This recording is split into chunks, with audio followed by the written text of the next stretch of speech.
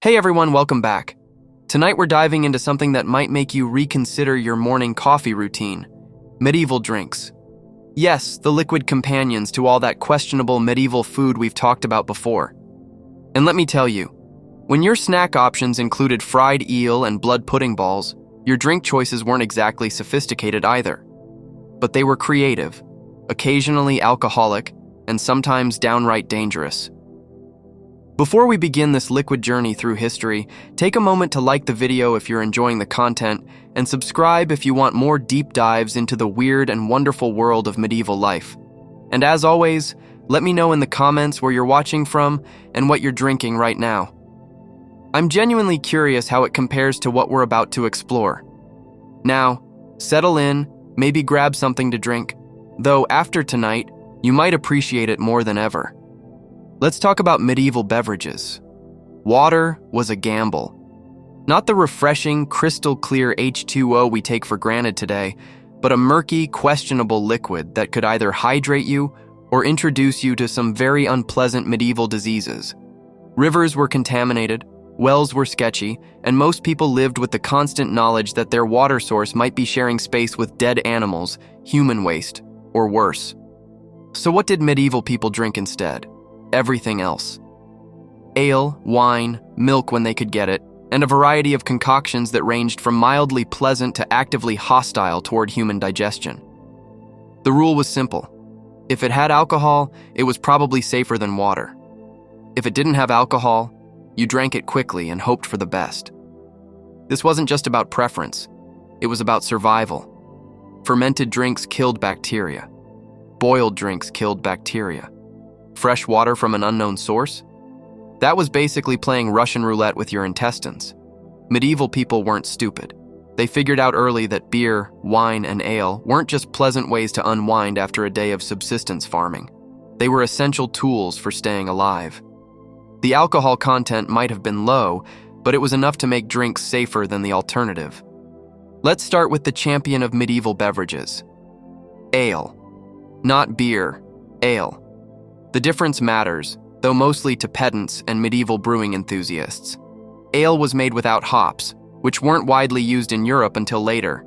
Instead, it was flavored with whatever herbs and spices were available: rosemary, thyme, bog myrtle, or sometimes nothing at all except hope and fermented grain. Ale was everyone's drink. Men, women, children, monks, nobles, peasants. Everyone drank ale because everyone needed to stay hydrated, and ale was safer than water. The alcohol content was low, usually around 1 to 3%, just enough to kill bacteria, but not enough to make you unemployable.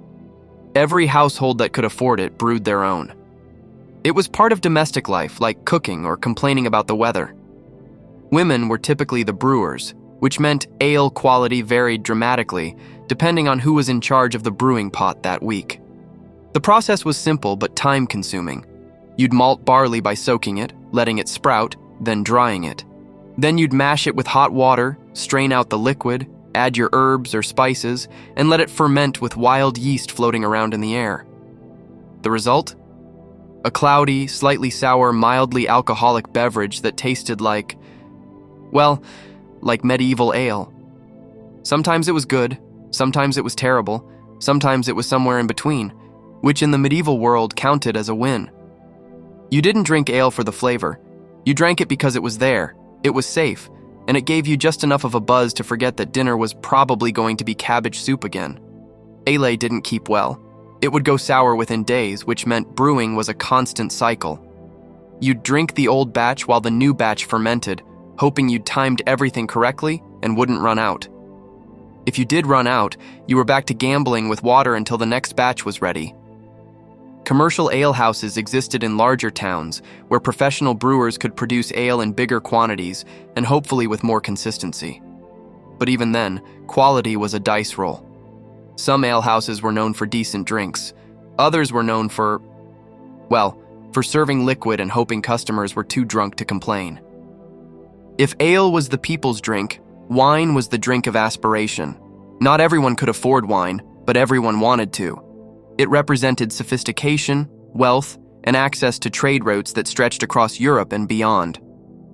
Wine was what you served to guests you wanted to impress, what you gave as gifts to people you hoped to influence, and what you drank when you wanted to feel like civilization hadn't completely abandoned you.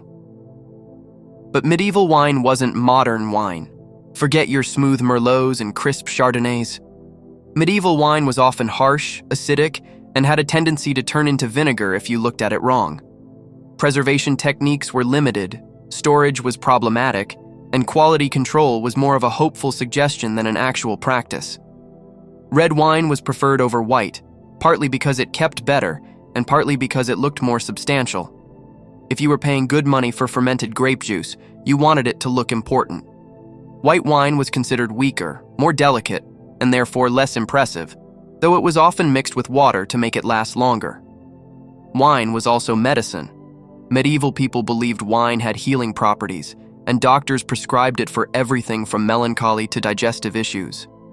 Spiced wine was especially popular for medicinal purposes, mulled with cinnamon, cloves, or whatever exotic spices the local merchant had managed to acquire. The wealthy had wine cellars, the poor had wine dreams. Middle-class merchants might splurge on wine for special occasions, but they'd water it down and make it last. Monasteries produced their own wine, both for religious ceremonies and because monks apparently understood that life was hard enough without being completely sober.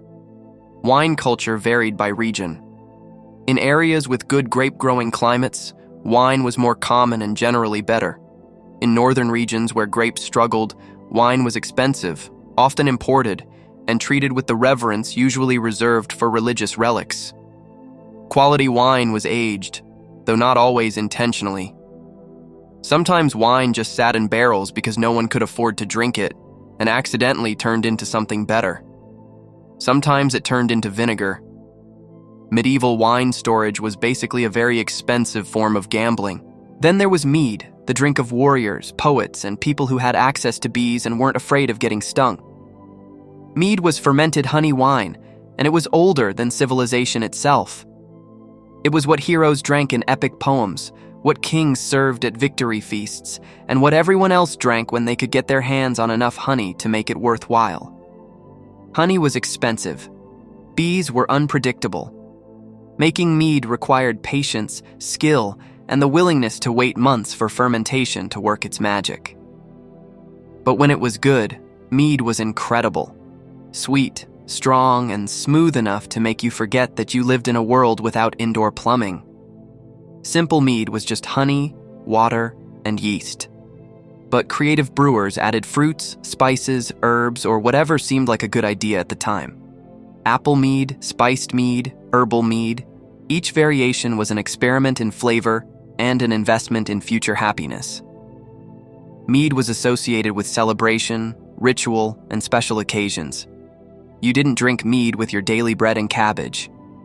You drank it at weddings, religious festivals, and moments when life felt worth celebrating. It was the kind of drink that made people compose terrible poetry and believe they could fight dragons. The alcohol content was higher than ale, often 8–15%, which meant mead could actually get you drunk, not just mildly buzzed. This made it both more enjoyable and more dangerous. Medieval people understood that mead required respect.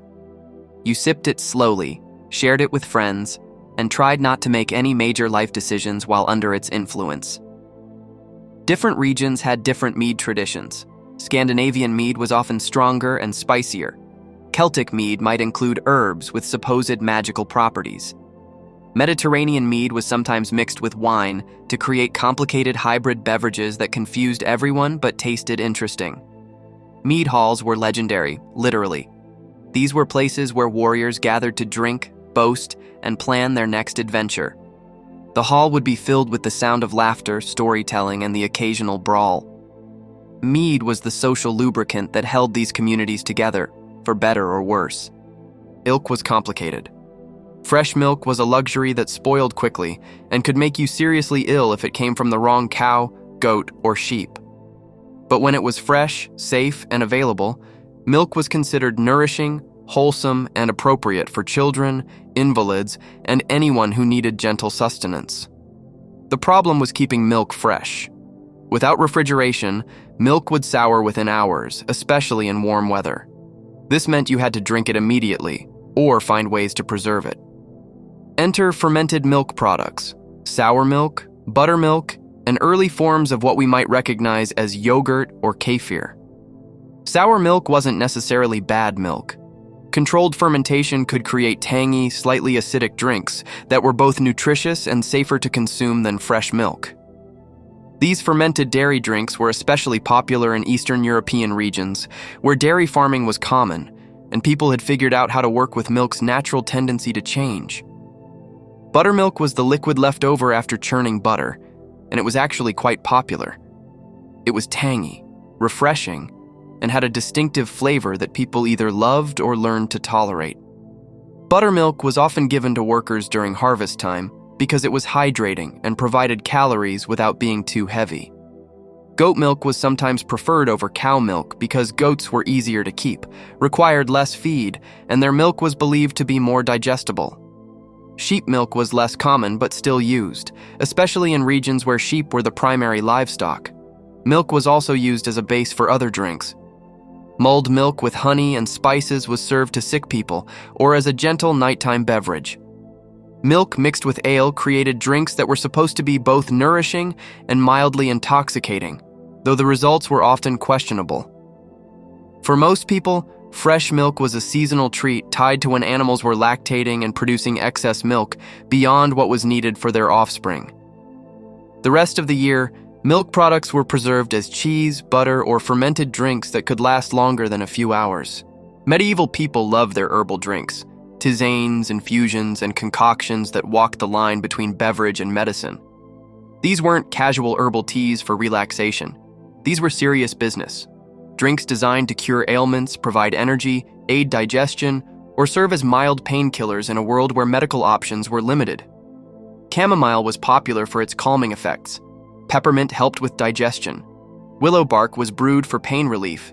It contains salicin, which is chemically related to aspirin. Medieval people didn't understand the science, but they understood that certain plants made them feel better when steeped in hot water. These herbal drinks were often bitter, strange tasting, and required significant amounts of honey or other sweeteners to be palatable. But they worked, or at least people believed they worked, which in medieval medicine was often close enough. Monastery gardens were centers of herbal drink knowledge. Monks cultivated medicinal plants and developed recipes for herbal remedies that could be consumed as beverages. These recipes were carefully guarded, passed down through generations, and sometimes traded between monasteries like valuable secrets.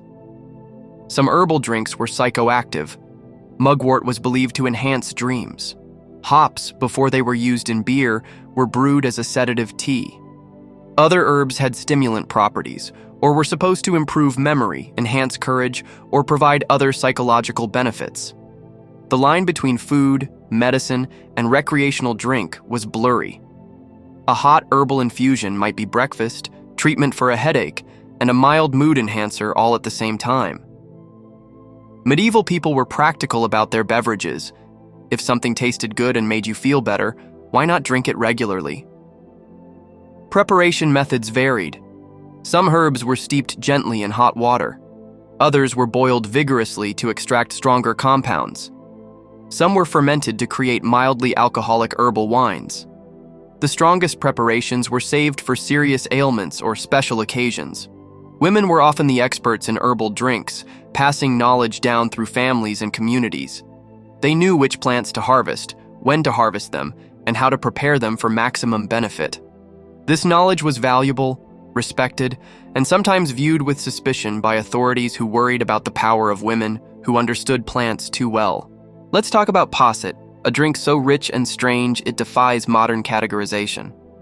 Imagine hot milk curdled with wine or ale, sweetened with honey, and spiced with whatever expensive seasonings you could afford.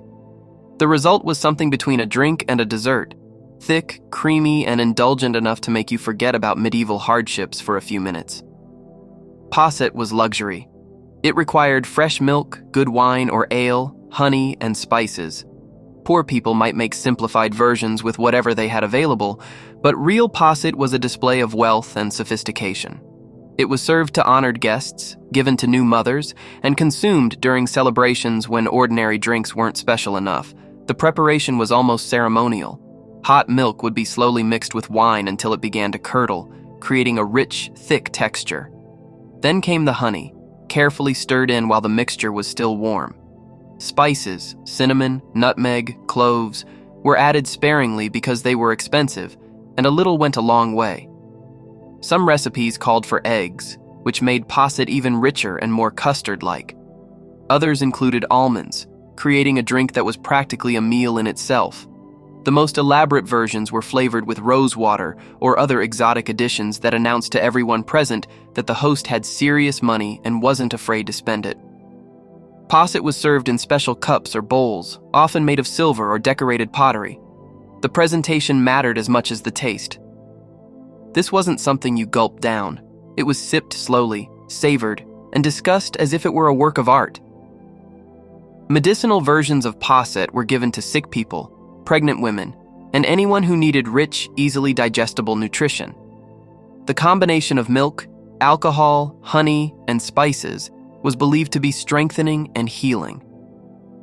Whether it actually helped is debatable, but it certainly made patients feel pampered. Regional variations existed throughout Europe. English posset might be thicker and sweeter. French versions could be more wine-forward. Italian variations sometimes included exotic spices from Mediterranean trade routes. Each region developed its own posset traditions and guarded its recipes jealously. Hypocras was medieval Europe's answer to mulled wine, but taken to an extreme that would make modern sommeliers weep. This was spiced wine pushed to its absolute limit, so loaded with expensive seasonings that the original wine became almost irrelevant. If posset was rich, Hypocras was opulent. The base was good wine, usually red, though white versions existed. Then came the spices: cinnamon, ginger, cloves, nutmeg, cardamom, pepper, and sometimes a dozen other expensive additions. The mixture was sweetened with sugar or honey, then strained through cloth until it was clear and aromatic enough to perfume an entire room. Hypocras wasn't just a drink, it was a statement. It announced that you had access to international trade routes, relationships with expensive spice merchants, and enough disposable income to turn perfectly good wine into liquid gold. Serving Hypocras was like wearing jewelry made of food. The preparation process was elaborate and time-consuming. Spices had to be ground, measured, and blended according to secret family recipes. The wine was heated gently to avoid destroying the alcohol. Everything was strained multiple times to achieve the perfect clarity. The entire process required skill, patience, and a kitchen full of expensive ingredients. Different recipes existed for different occasions. Light Hypocras might be served as an aperitif. Strong versions were reserved for the end of meals or special celebrations. Some recipes included herbs believed to have medicinal properties, turning Hypocras into both indulgence and health tonic. The drink was associated with nobility, special occasions, and moments when ordinary wine wasn't impressive enough. It was served at royal banquets, diplomatic dinners, and weddings where families wanted to show off their wealth and sophistication. Hypocras required special serving vessels, often silver or decorated glass that could showcase the drink's rich color and clarity. The presentation was as important as the taste, and hosts took pride in serving Hypocras that was both delicious and visually stunning. The popularity of Hypocras reflected medieval Europe's complex relationship with luxury and display. In a world where most people drank ale from wooden cups, Hypocras represented the absolute pinnacle of beverage sophistication. Now let's explore caudle, a drink that straddled the line between beverage and medicine so completely that medieval people weren't entirely sure which category it belonged in. Caudle was essentially thin gruel made drinkable, a mixture of oatmeal or bread, ale or wine, eggs, honey, and spices, all stirred together into something that was supposed to be both nourishing and pleasant. Caudle was invalid food in liquid form. It was given to sick people, new mothers, elderly folks, and anyone whose digestive system needed gentle treatment. The idea was to provide nutrition in an easily consumable form that wouldn't strain a weakened constitution. The base could be oatmeal, breadcrumbs, or ground almonds, mixed with ale, wine, or milk depending on what was available and what the patient could tolerate. Eggs were beaten in for protein and richness. Honey provided sweetness and was believed to have medicinal properties. Spices, usually ginger, cinnamon, or nutmeg, added flavor and were thought to aid digestion. The consistency was crucial. Too thick, and it became porridge. Too thin, and it was just flavored liquid. Good caudal had a smooth, creamy texture that was substantial enough to be nourishing, but liquid enough to be drunk rather than eaten with a spoon. Different recipes existed for different ailments. Caudal for fever patients might be lighter and more cooling. Versions for recovering mothers could be richer and more fortifying. Some recipes included herbs specific to particular medical conditions, turning caudal into a customized liquid treatment. The preparation required skill and attention. The eggs had to be added slowly to prevent curdling. The heating had to be gentle to maintain the proper texture. Straining was often necessary to achieve smoothness. A good caudal maker was valued in wealthy households and religious communities. Caudal wasn't just medicine, it was also comfort food. It was warm, mild, and soothing in a world where most food was challenging to digest. Even healthy people sometimes enjoyed caudal as a gentle evening drink or morning beverage when they wanted something more substantial than ale, but less aggressive than wine. Syllabub was perhaps the most whimsical drink in the medieval repertoire. A frothy mixture of wine, milk, and sweetener that was literally whipped into submission until it became something between a beverage and a cloud. The name itself sounds like medieval nonsense, which perfectly captures the drink's playful, almost magical nature. The traditional method was delightfully impractical. You'd milk a cow directly into a bowl of wine. The natural action of milking created foam, and the wine prevented the milk from curdling immediately. Then you'd sweeten the mixture with honey or sugar and serve it while it was still frothy and mystical. Of course, not everyone had access to cooperative cows and perfect timing, so alternative methods were developed. Wine and milk could be whisked together vigorously, or the mixture could be poured from a height to create foam. Some recipes called for adding eggs to help stabilize the froth, creating something closer to a liquid meringue. Syllabub was party food. It was festive, unusual, and required just enough skill and resources to impress guests without being completely impossible to prepare. The frothy texture was novel in a world where most drinks were either flat or slightly fizzy from natural fermentation. The flavor was complex, tart from the wine, rich from the milk, sweet from the honey, and slightly alcoholic. It was refreshing but substantial, light but satisfying. Good syllabub had a delicate balance that required practice to achieve and disappeared quickly, if not consumed immediately. Regional variations included different wines, additional spices, or alternative sweeteners. Some versions were made with cream instead of milk for extra richness. Others included herbs or flower waters for exotic flavoring. Each variation was an experiment in texture and taste. Syllabub was associated with spring and summer celebrations when fresh milk was most available, and the frothy, light texture felt appropriate for warm weather festivities. It was often served at outdoor gatherings, harvest celebrations, and occasions when people wanted something special but not too serious. The ephemeral nature of syllabub, the way the foam would gradually collapse back into liquid, made it a metaphor for the fleeting nature of pleasure and celebration in medieval life.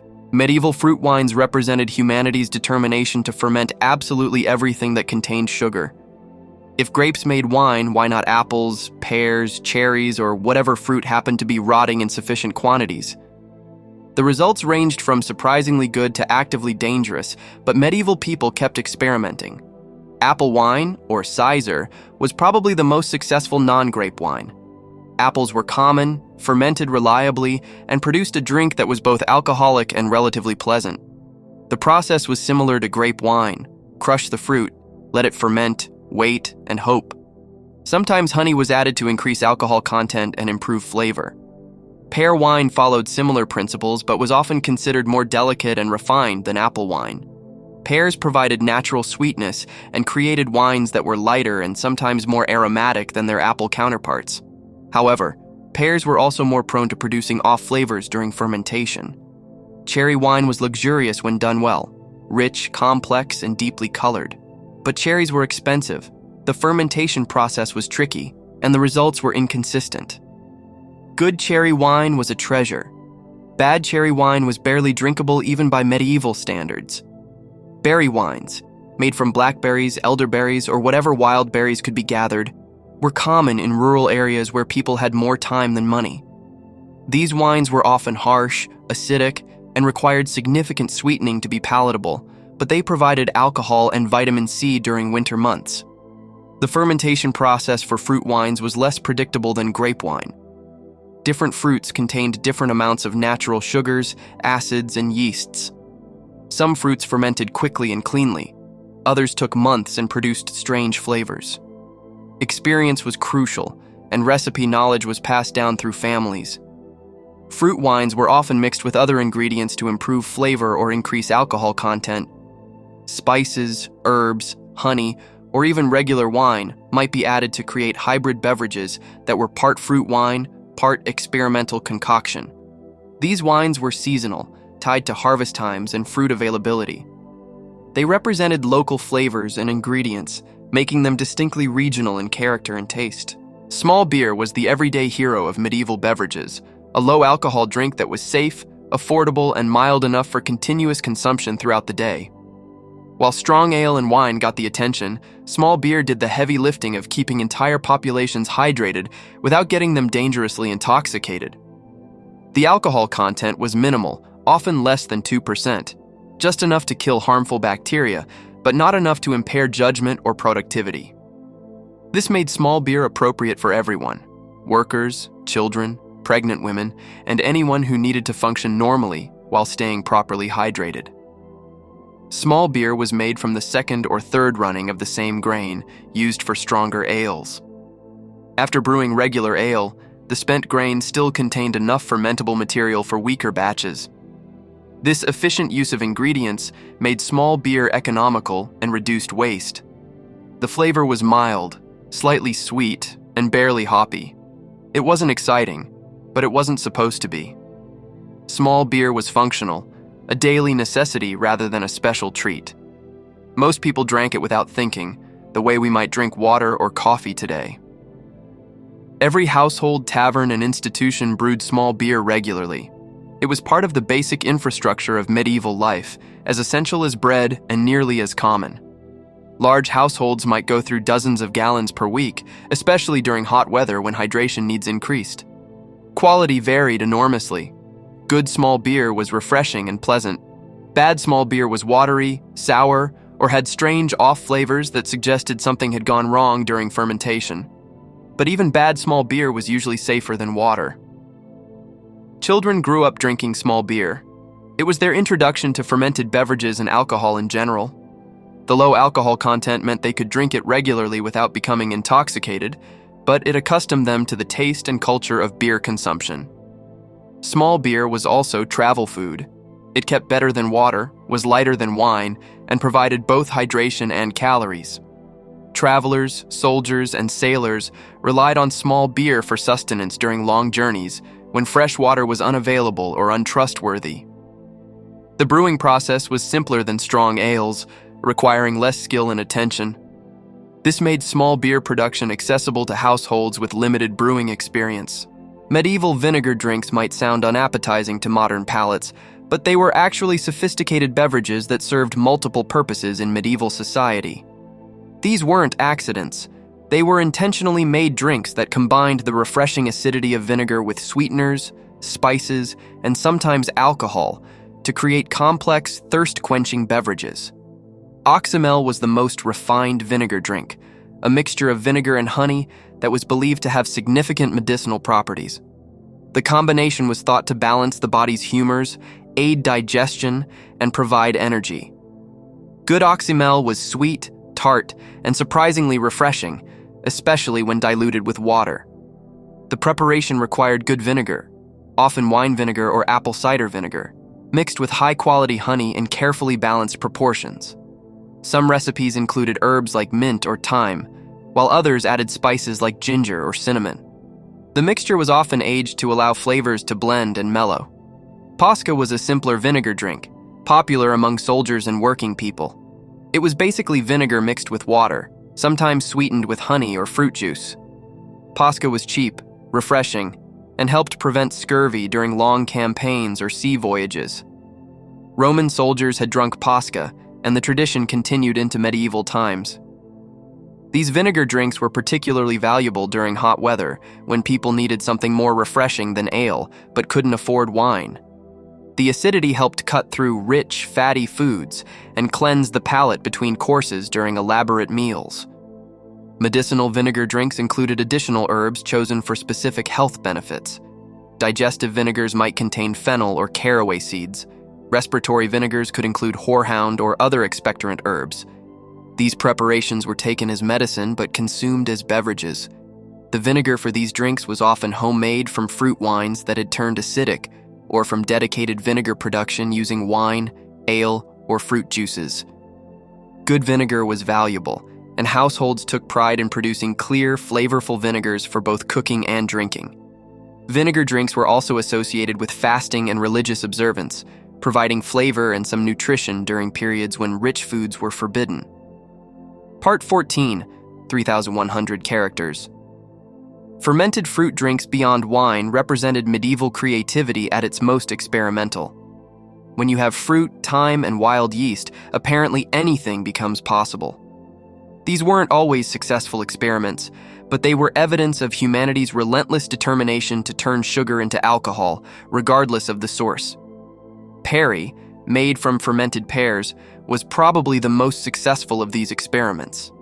Pears naturally contained the right balance of sugars and acids for fermentation, and the resulting drink was often smooth, aromatic, and pleasantly alcoholic. Good perry was considered elegant and refined, though it required specific pear varieties and careful handling. Elderflower wine was a springtime specialty made from the flowers of elder trees. The delicate floral flavor created a wine that was light, aromatic, and distinctly different from grape-based wines. However, elderflower wine required careful timing. The flowers had to be harvested at exactly the right moment and processed quickly before they lost their potency. Dandelion wine sounds like folklore, but it was actually made and consumed, particularly in regions where grapes were unavailable. The process required enormous quantities of dandelion flowers and significant patience. But the result was a golden, mildly alcoholic beverage with a unique, slightly bitter flavor profile. Various berry wines were made from whatever local berries were available in sufficient quantities. Blackberry, raspberry, elderberry, and gooseberry wines all had their regional followings. These wines were often harsh when young but could develop interesting flavor. Let's end our journey through medieval beverages with wassail, a drink that was equal parts beverage, ritual, and community celebration. Wassail was hot, alcoholic, and designed to be shared, making it the perfect embodiment of medieval drinking culture's social and ceremonial aspects. Traditional wassail was based on ale or cider, heated with spices, sweetened with honey, and often thickened with eggs or bread.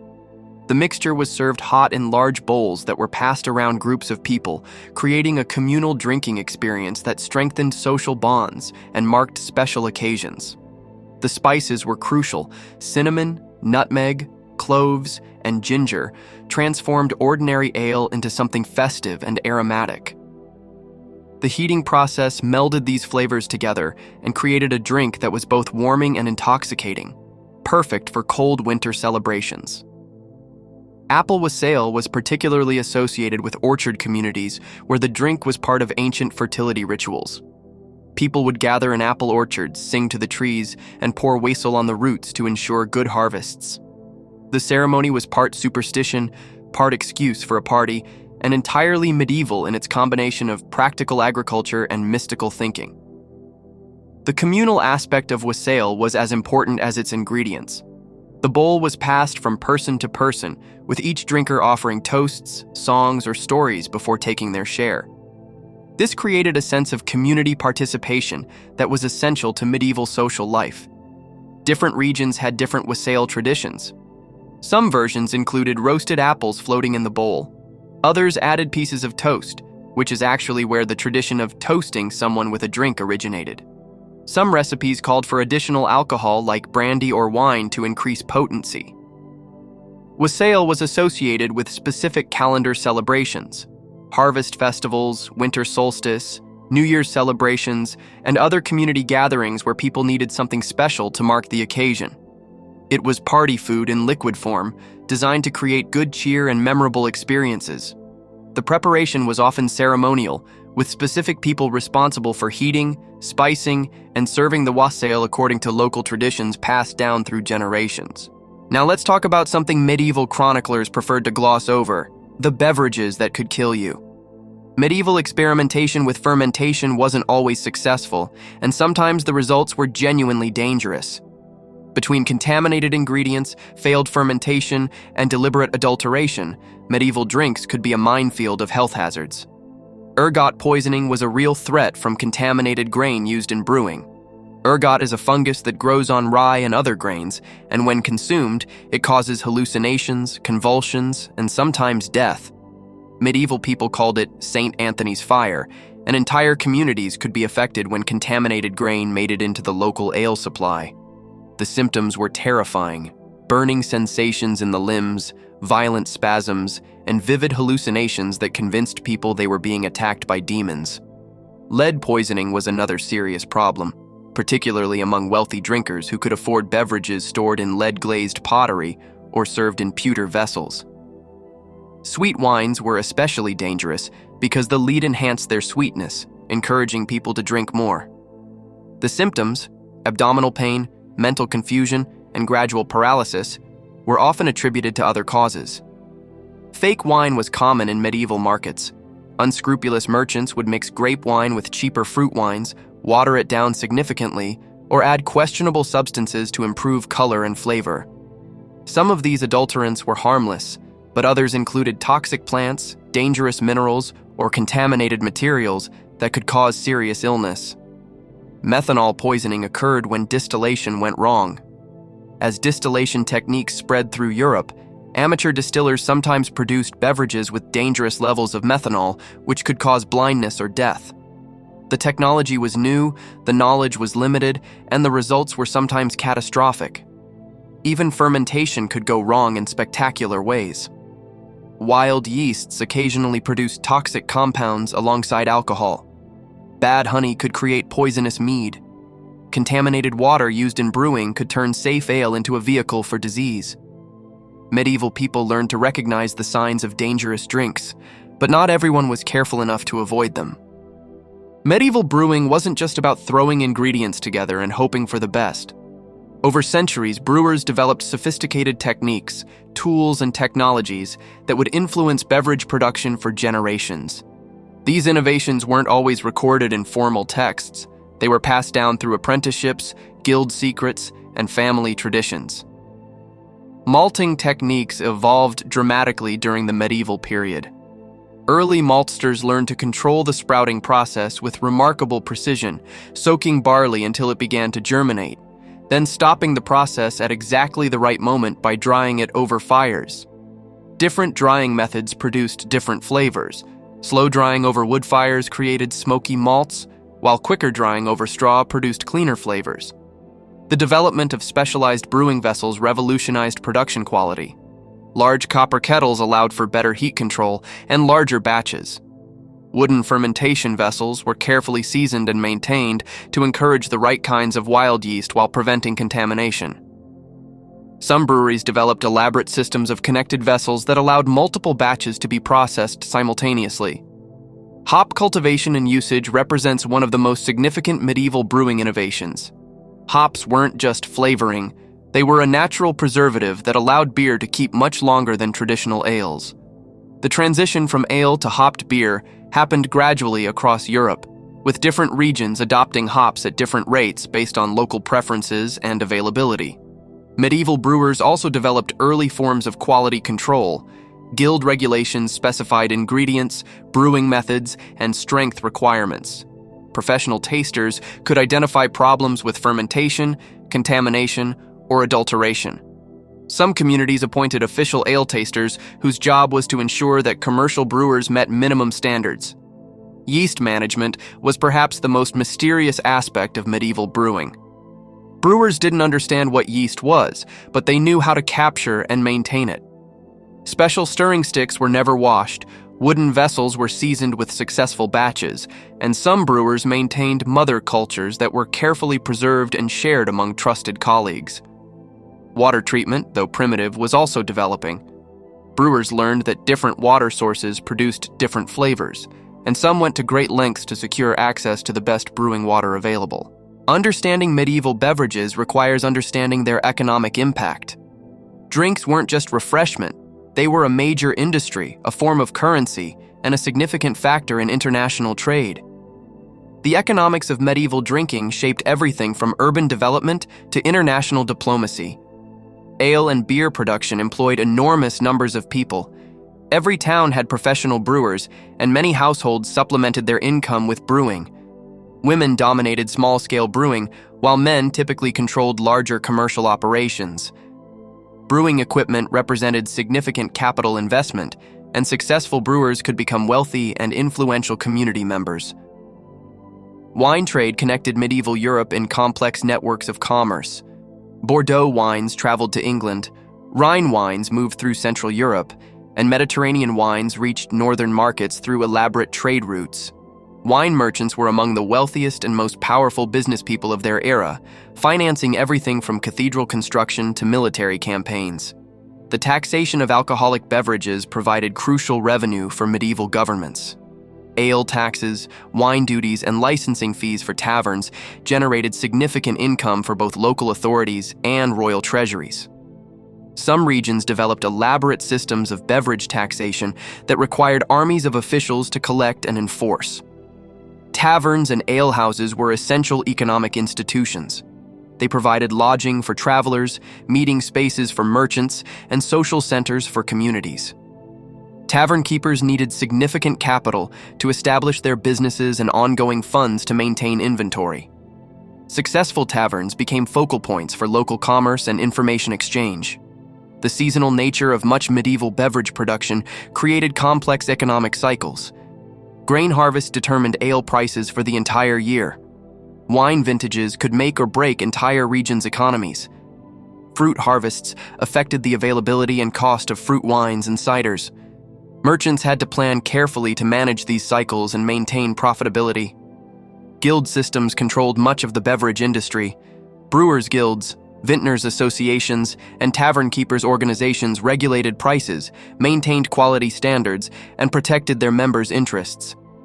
These guilds wielded considerable political power and influenced municipal policies regarding beverage production and sales. International trade in luxury beverages, spiced wines, exotic meads, imported ales, represented significant wealth transfer between regions and contributed to the development of banking and credit systems. Medieval drinking culture was a complex mirror of social hierarchies, with different beverages marking class distinctions, social occasions, and cultural identities. What you drank, when you drank it, and how you drank it sent clear signals about your place in society and your aspirations for social mobility. Noble drinking culture was elaborate and ceremonial. The wealthy didn't just drink wine, they consumed it according to strict protocols that reinforced their social status. Formal dinners included multiple wine courses, each served in specific vessels and accompanied by particular rituals. The quality and rarity of wines served reflected the host's wealth and the importance of the occasion. Peasant drinking culture was more practical but equally social. Ale drinking in village taverns provided essential community bonding time. Harvest celebrations, religious festivals, and market days all revolved around communal drinking that strengthened social bonds and provided relief from the hardships of agricultural life. Urban merchant culture developed its own drinking traditions that balanced practicality with aspirational display. Successful merchants might serve wine to important guests while drinking ale themselves. Guild meetings often included formal drinking rituals that reinforced professional relationships and hierarchies. Religious drinking culture was surprisingly sophisticated. Monasteries produced some of the finest beverages in medieval Europe, and religious festivals often included sanctioned drinking as part of spiritual celebration. However, the church also preached moderation and condemned excessive drinking, creating complex tensions between spiritual and social needs. Gender roles in drinking culture were strictly defined but varied by region and social class. Women controlled much of the brewing industry, but were often excluded from tavern culture. Upper-class women might drink wine at formal occasions, but were expected to maintain strict moderation. Working-class women sometimes participated more freely in communal drinking. Age-based drinking customs introduced people to alcohol gradually. Children drank small beer from an early age but weren't given access to stronger beverages until adolescence or adulthood. Coming-of-age celebrations often included the first consumption of wine or strong ale as a marker of adult status. The ritualization of drinking served important social functions. Toasting ceremonies, drinking games, and formal beverage service all reinforced community bonds and social hierarchies while providing acceptable outlets for behavior that might otherwise be disruptive. The introduction of distillation to medieval Europe represents one of the most significant developments in beverage history. This wasn't just a new way to make drinks, it was a technological revolution that changed medicine, chemistry, and social culture. The story of medieval distillation is part science, part alchemy, and part accidental discovery. Early distillation arrived in Europe through contact with Islamic scholars who had preserved and developed ancient Greek and Roman techniques. The technology initially focused on producing medicines and perfumes rather than beverages. Early European distillers were often physicians or alchemists who viewed distillation as a way to extract the essence or spirit of various substances. Aqua vitae, literally water of life, was the first widely recognized distilled beverage in medieval Europe. Different regions developed their own versions: Irish and Scottish whiskey, Germanic schnapps, Slavic vodka, each reflecting local ingredients and cultural preferences. These early spirits were often flavored with herbs and spices and marketed primarily as medicines. The medicinal applications of distilled beverages were taken very seriously. Medieval physicians prescribed aqua vitae for everything from digestive problems to plague prevention. Monasteries became centers of distillation, with monks developing elaborate recipes for herbal spirits that were supposed to cure specific ailments or provide general health benefits. Technical challenges in medieval distillation were significant. Early stills were primitive, temperature control was difficult, and the distinction between ethanol and methanol wasn't understood. Many early distillation attempts produced beverages that were harsh, contaminated, or actually dangerous to consume. As distillation technology improved, social attitudes toward distilled beverages began to change. What started as medicine gradually became recreation. However, the high alcohol content of distilled beverages also created new social problems. Medieval authorities struggled with regulating these powerful new drinks and their effects on public order. Regional specialization developed quickly once distillation became established. Areas with abundant grain developed whiskey and vodka traditions. Regions with extensive herb gardens created complex herbal liqueurs. Wine-producing areas began distilling grape-based spirits. Each region's distillation culture reflected its agricultural resources and existing beverage traditions. The guild system eventually embraced distillation, with specialized distillers' guilds developing alongside traditional brewers and vintners organizations. These guilds worked to establish quality standards, protect trade secrets, and maintain the distinction between medicinal and recreational distilled beverages. Medieval taverns, alehouses, and drinking establishments were far more than places to consume beverages. They were the social media platforms of their era, serving as information exchanges, business centers, entertainment venues, and community gathering spaces. Understanding tavern culture reveals how drinking spaces shaped medieval social life and community organization. Tavern architecture reflected their multiple functions. The typical medieval tavern included a main drinking hall, private rooms for important guests, sleeping chambers for travelers, stables for horses, and storage areas for beverages and supplies. The layout was designed to accommodate different social classes simultaneously while maintaining appropriate hierarchies. The tavern keeper held a crucial position in medieval society. They needed significant capital to establish their business, political connections to obtain necessary licenses, and social skills to manage diverse clientele. Successful tavern keepers often became influential community leaders, serving as informal bankers, news sources, and conflict mediators. Information exchange was perhaps the tavern's most important function. Travelers brought news from distant places, merchants shared market information, and locals discussed politics and gossip. Taverns were where people learned about wars, plagues, royal marriages, and trade opportunities. In an era before newspapers or reliable communication systems, taverns served as news networks. Business transactions regularly occurred in tavern settings.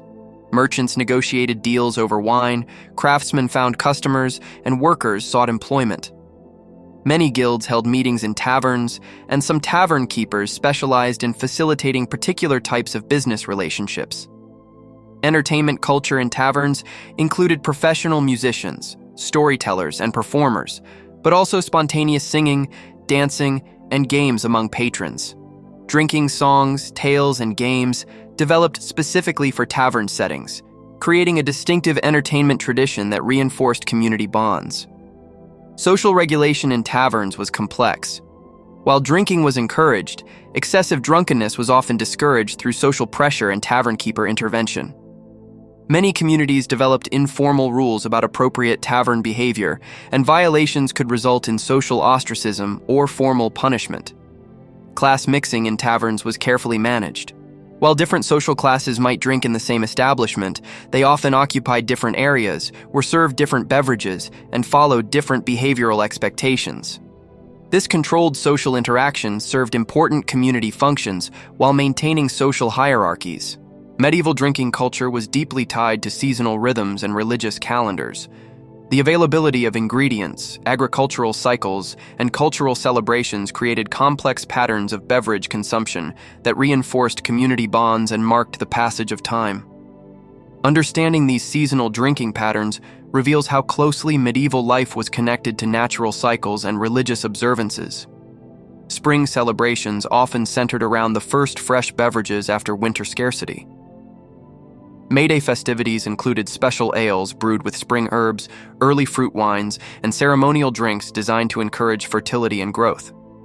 The end of Lent also brought renewed wine consumption and elaborate feast beverages that celebrated the return of rich foods and drinks. Summer drinking culture focused on refreshing beverages that could combat heat and support intensive agricultural work. Harvest workers received regular rations of small beer or diluted ale. Midsummer festivals featured special brews designed for outdoor celebrations, often including cooling herbs or fruit additions. Wedding season brought increased demand for luxury beverages like hypocras and fine wines. Autumn harvest festivals represented the peak of medieval drinking culture. Successful harvests meant abundant ingredients for brewing and winemaking, while the completion of agricultural work provided time for celebration. Harvest ales used the newest grains, fruit wines utilized fresh harvests, and communities competed to produce the finest beverages for festival celebrations. Winter drinking traditions emphasized warming beverages and preserved drinks that could sustain communities through the cold months. Wassail ceremonies marked the winter solstice, while Christmas and New Year celebrations featured spiced wines, mulled ales, and special holiday beverages. The scarcity of fresh ingredients made stored beverages particularly precious during winter months. Religious calendar drinking followed complex rules about appropriate beverages for different occasions. Lenten restrictions limited wine consumption and encouraged simple ales or herb teas. Easter brought renewed wine consumption and elaborate celebration beverages. Saints' days often featured specific drinks associated with particular religious figures or miraculous events. Agricultural timing determined when different beverages could be produced. Grape harvests dictated winemaking schedules, grain harvests influenced brewing calendars, and fruit ripening determined when fruit wines could be prepared. Communities organized their drinking cultures around these natural cycles, creating predictable patterns of beverage availability and consumption. The role of women in medieval beverage production and consumption was far more complex and significant than often portrayed. Women weren't just passive consumers of drinks produced by men. They were essential producers, innovators, and cultural guardians of beverage traditions.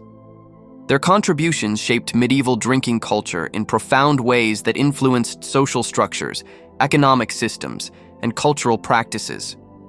Domestic brewing was primarily women's work in most medieval households. Women controlled the knowledge, techniques, and daily practice of ale production for family consumption. This wasn't casual work. It required significant skill, timing, and resource management. Women had to coordinate brewing schedules with other household tasks, manage ingredients efficiently, and maintain consistent quality with limited equipment. Commercial brewing offered economic opportunities for women, particularly widows and single women who needed independent income sources.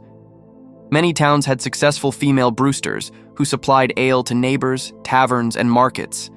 These women often became influential community members, controlling significant resources and maintaining important social connections.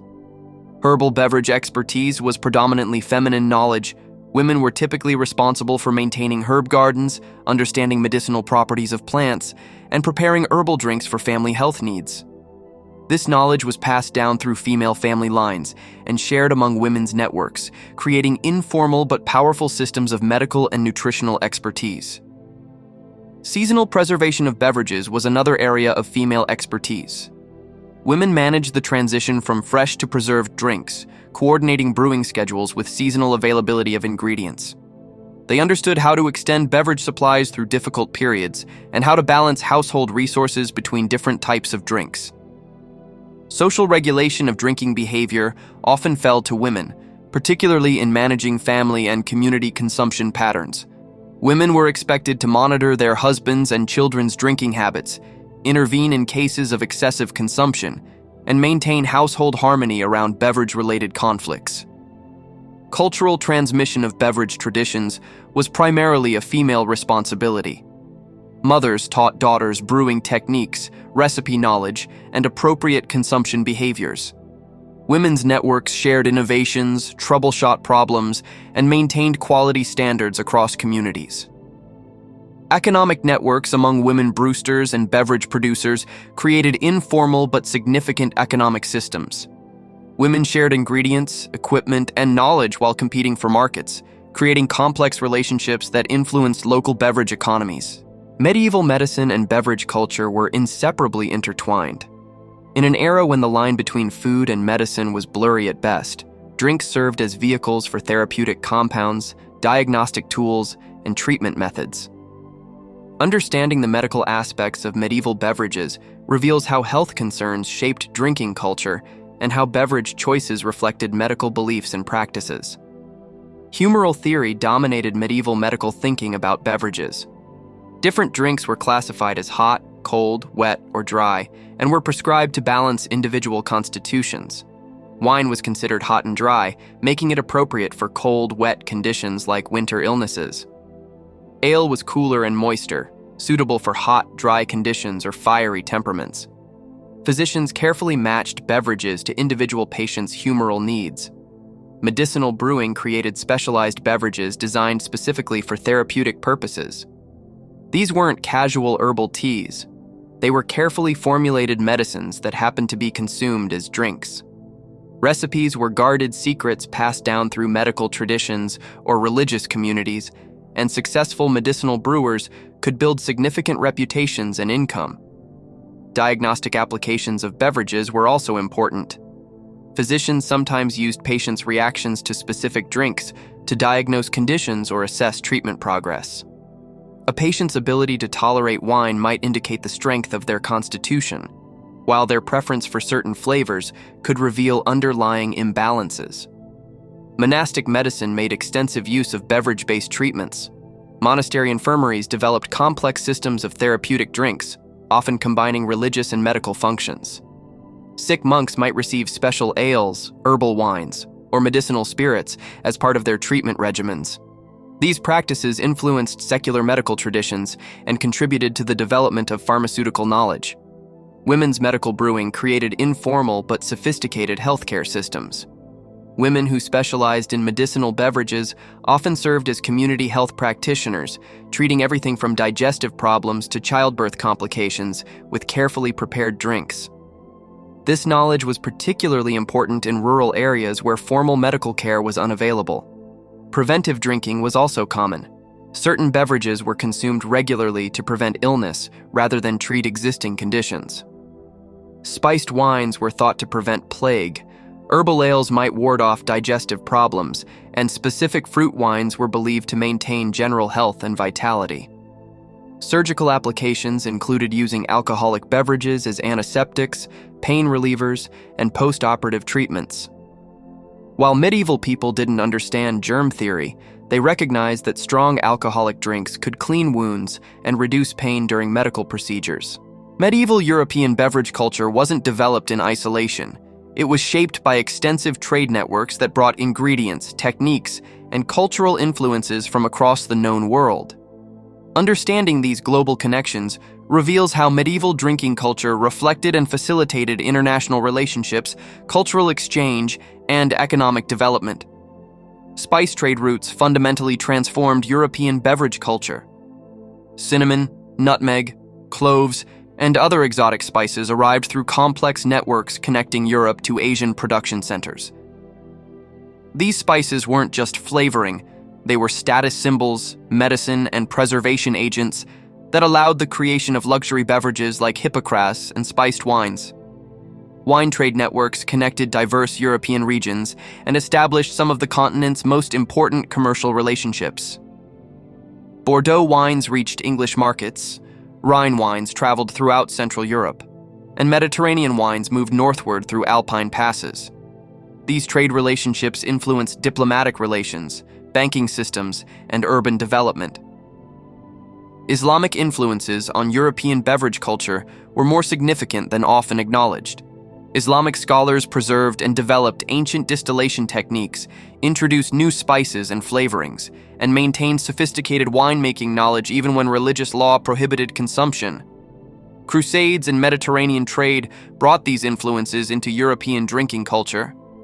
Monastic networks served as highways for beverage technology transfer. Monasteries maintained connections across vast distances, sharing brewing recipes, distillation techniques, and medicinal beverage knowledge through their religious networks. A brewing innovation developed in one monastery could spread across Europe through these connections. Hanseatic League trade networks facilitated the spread of Northern European brewing traditions. Baltic and North Sea trade routes carried not just finished beverages, but also brewing techniques, hop varieties, and grain types that influenced regional drinking cultures throughout Northern Europe. Byzantine connections brought Eastern European and Asian influences into Western European beverage culture. Trade through Constantinople and other Byzantine cities introduced new ingredients, fermentation techniques, and drinking customs that gradually influenced European practices. New World connections began appearing in the later medieval period, though their full impact wouldn't be felt for centuries. Early contact with American crops and beverages hinted at the revolutionary changes that would eventually transform European drinking culture. Cultural adaptation of international influences reveals how medieval communities balanced foreign innovations with local traditions. New ingredients or techniques were typically modified to fit existing cultural patterns, rather than completely replacing established practices. The vessels used for consuming medieval beverages weren't just functional containers, they were statements of social status, artistic achievement, and cultural identity. The evolution of drinking vessels reveals changing aesthetic preferences, technological developments, and social hierarchies that shaped medieval drinking culture in profound ways. Materials and status were closely connected in medieval drinking culture. Peasants drank from wooden cups, clay vessels, or leather containers. Merchants and prosperous farmers might own pewter tankards or decorated pottery. The wealthy displayed their status through silver chalices, decorated glass vessels, and even gold drinking cups for the most special occasions. Ceremonial vessels served specific ritualistic functions beyond simple beverage consumption. Religious chalices were crafted with precious materials and intricate decorations to honor their sacred purpose. Secular ceremonial cups marked important social occasions and often became family heirlooms passed down through generations. Regional styles in drinking vessels reflected local artistic traditions and available materials. Germanic regions developed distinctive wooden tankards with carved decorations. Mediterranean areas produced elegant ceramic and glass vessels influenced by Roman traditions. Celtic regions maintained distinctive metalworking traditions that created unique cup and bowl designs. Technological innovations in vessel production influenced drinking culture by making different types of containers more available and affordable. Improvements in glass-making techniques allowed more people access to glass vessels, while developments in metalworking created new options for decorative and functional drinking containers. Communal drinking vessels served important social functions by requiring shared consumption and enforcing group participation in drinking rituals. Large wassail bowls, shared tankards, and ceremonial cups created social bonds and reinforced community hierarchies through controlled sharing protocols. Specialized vessels developed for specific beverages and occasions. Wine required different containers than ale, spirits needed vessels that could handle higher alcohol content, and medicinal beverages often used specially designed cups that facilitated proper dosing and consumption. Artistic decoration on drinking vessels reflected contemporary aesthetic preferences and cultural values. Religious imagery, heraldic symbols, decorative patterns, and inscriptions turned functional objects into artistic statements that communicated the owner's wealth, piety, and cultural sophistication. Practical considerations also influenced vessel design, including durability, ease of cleaning, storage requirements, and portability for travel or outdoor use. The challenge of keeping beverages fresh and safe in an era without refrigeration led to remarkable innovations in preservation and storage techniques. Medieval people developed sophisticated methods for extending the life of their drinks, preventing spoilage, and maintaining quality over time. These techniques were crucial for survival and significantly influenced the character of medieval beverages. Barrel technology was perhaps the most important preservation innovation. Skilled coopers created containers that could store large quantities of beverages while allowing for controlled aging and fermentation. Different wood types imparted different flavors. Oak added tannins and complexity, while other woods provided specific aromatic qualities. Proper barrel maintenance required significant expertise and represented substantial capital investment. Underground storage took advantage of naturally cool temperatures to extend beverage life. Cellars, caves, and purpose-built underground storage areas provided consistent temperatures that slowed spoilage and allowed controlled aging. Wealthy households and monasteries often constructed elaborate underground storage systems that could preserve beverages for years. Wax sealing and bottling techniques developed gradually throughout the medieval period. Early bottles were expensive and primarily used for valuable beverages, but they offered superior preservation compared to other containers. Wax seals helped prevent air contact and contamination, extending storage life significantly. Fortification techniques added alcohol or other preservatives to extend beverage life. Adding honey to ales, spirits to wines, or herbs with antimicrobial properties helped prevent spoilage while often improving flavor. These techniques allowed communities to maintain beverage supplies through difficult periods when fresh production wasn't possible. Seasonal storage planning required careful coordination of production and consumption schedules. Brewers had to time their production to ensure adequate supplies during periods when fresh brewing wasn't practical. Communities developed complex systems for managing beverage inventories across seasonal cycles. Quality monitoring systems helped identify spoilage before it became dangerous. Experienced brewers, vintners, and storage managers could detect early signs of problems and take corrective action. Some communities appointed official tasters responsible for monitoring stored beverage quality. Transportation preservation addressed the challenges of moving beverages over long distances without spoilage. Special containers, careful handling protocols, and timing considerations allowed valuable beverages to reach distant markets in acceptable condition. Medieval guilds and professional organizations played crucial roles in shaping beverage culture, controlling quality, regulating markets, and preserving technical knowledge. These organizations weren't just economic entities. They were social institutions that influenced community life, political structures, and cultural development throughout medieval Europe. Brewers' guilds were among the most powerful and influential medieval organizations.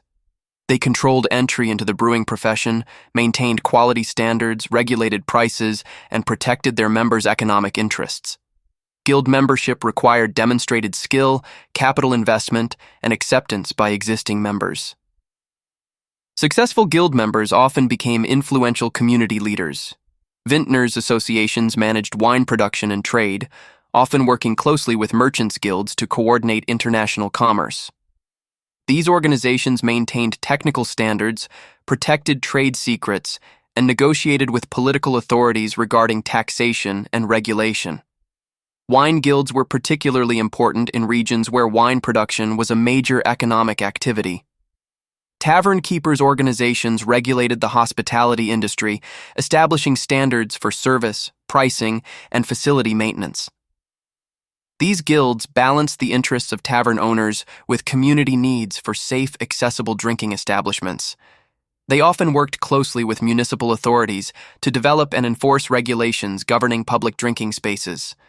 Quality control systems implemented by guilds included regular inspections, standardized measurements, and penalties for substandard products. Guild inspectors could condemn poor quality beverages, fine producers who violated standards, and revoke licenses for serious infractions. These systems helped maintain consumer confidence and protected guild reputations. Technical innovation was both promoted and controlled by guild systems. Guilds preserved traditional techniques while selectively adopting beneficial innovations. They maintained libraries of recipes and techniques, sponsored experiments with new methods, and coordinated knowledge sharing among members. Political influence of beverage guilds was considerable in many medieval communities. Guild leaders often served in municipal government, influenced taxation policies, and negotiated with higher authorities regarding trade regulations. Some guilds accumulated enough wealth and influence to significantly impact regional politics. Training and apprenticeship systems maintained technical knowledge and skills across generations. Guild apprenticeships provided structured education in beverage production, quality control, and business practices. Master craftsmen were responsible for training apprentices and maintaining professional standards. Social functions of guilds included mutual support systems, religious observances, and community service activities that extended far beyond their economic purposes. While some beverages like ale and wine were common throughout medieval Europe, each region also developed distinctive specialty drinks that reflected local resources, cultural preferences, and historical influences. These regional specialties provide fascinating insights into the diversity and creativity of medieval beverage culture. Kumis and fermented mare's milk were consumed in Eastern European regions with strong nomadic influences. These beverages required specific animal husbandry practices and fermentation techniques that connected settled European communities with Central Asian nomadic traditions. The drinks were mildly alcoholic, nutritious, and particularly valued during winter months when other beverages were scarce. Birch wine and tree sap beverages were produced in northern European forests where birch trees were abundant. The sap was collected during specific seasonal periods, fermented with natural yeasts, and often flavored with herbs or honey. These beverages provided important nutrition during spring months when stored winter supplies were running low, but new agricultural production hadn't yet begun. Seaweed ales were produced in coastal regions where seaweed could be harvested and used as brewing ingredients. These unusual beverages provided minerals and nutrients not available in purely grain-based drinks. The brewing process required specialized knowledge about which seaweeds were safe and how to process them effectively. Pine needle drinks were common in Scandinavian and northern Germanic regions. Pine needles were brewed into mildly alcoholic beverages that provided vitamin C and were believed to have medicinal properties. These drinks were particularly important during long winters when fresh produce was unavailable and scurvy was a constant threat. Flower wines made from elderflowers, dandelions, and other seasonal blooms were produced throughout Europe, but with significant regional variations. Different regions developed techniques for harvesting flowers at optimal times, processing them effectively, and creating wines with distinctive flavors and therapeutic properties. Milk wines were produced in areas with abundant dairy production. These involved fermenting fresh milk or cream with various additives to create mildly alcoholic, nutritious beverages. The techniques varied significantly between regions and required careful management to prevent spoilage while achieving proper fermentation. Regional grain specialties included beverages made from rye, oats, wheat, and other grains depending on local agricultural preferences. Each grain produced beverages with distinctive flavors and characteristics, and regions often developed specialized techniques for processing particular grains. So there you have it, the comprehensive liquid landscape of medieval Europe, in all its complexity, creativity, and occasionally dangerous experimentation. From the everyday necessity of small beer to the elaborate ceremonies surrounding wassail, from the careful cultivation of monastery vineyards to the dangerous experiments with early distillation, medieval people created a drinking culture that was simultaneously practical and sophisticated, communal and hierarchical, traditional and innovative. What emerges from this deep exploration is a picture of medieval beverage culture that defies simple characterization. These weren't primitive people making crude drinks. They were sophisticated societies developing complex responses to challenging circumstances. Water safety concerns led to remarkable innovations in fermentation and preservation. Limited ingredients inspired creativity that produced hundreds of different beverage types. Social hierarchies shaped drinking customs that reinforced community bonds while maintaining necessary distinctions. The economic impact was enormous. Beverage production employed vast numbers of people, from farmers growing brewing grains to merchants trading luxury wines across continents. Guild systems developed around beverage production that influenced political structures and social organization. International trade networks carried not just drinks but cultural practices, technological innovations, and diplomatic relationships. The medical and therapeutic dimensions reveal how closely intertwined food, medicine, and social life were in medieval culture. Beverages served as vehicles for therapeutic compounds, diagnostic tools, and preventive treatments. The knowledge required to produce effective medicinal drinks represented sophisticated understanding of plant properties, human physiology, and chemical processes.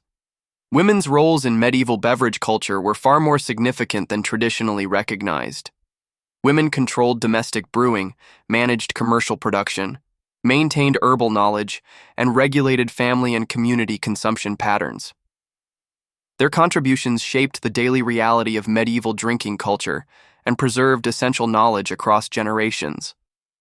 The technological innovations developed for medieval beverage production influenced far more than just drinking culture.